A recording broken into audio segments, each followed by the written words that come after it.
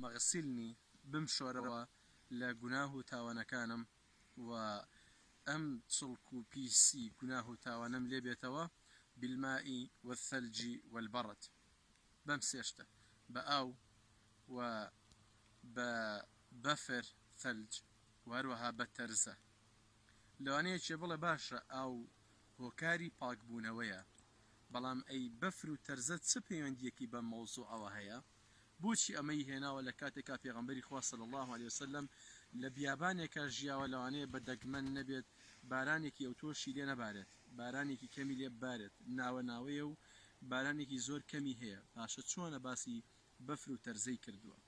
گومان لەوەدانیە بەڕێزان کە پاکبوونەوەی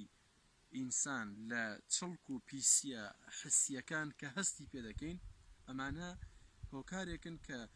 ئێمەی پێ پاکە بینەوە بەڵام چ شتێک ئەمەی کەوا بەلاشەمانەوەیە وەکو پیسی و چڵک و ئەم جۆرەشتانی کەوا ئینسان لێی بێتاقەت دەبێت یان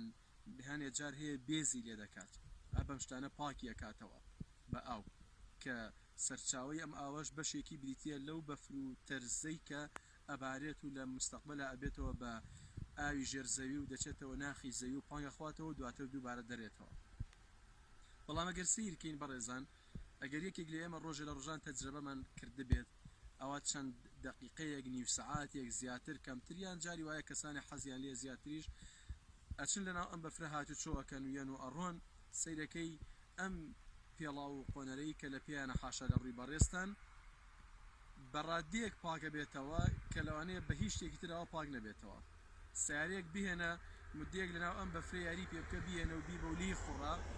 ئەم تایەکانی بەڕادەیەک پاکە بێتەوە لەوانەیە ئەم مواد دەرمانی کە بەکارە هێنرێ بۆ پاکبوونەوەی ئاها پاکی نەکاتەوە وێلە پێغەمبەر صلی الله علیه و سەلەم فەرمووی لە گوناه و تاوانەکانمان پاکمان کەوە ئەی خوای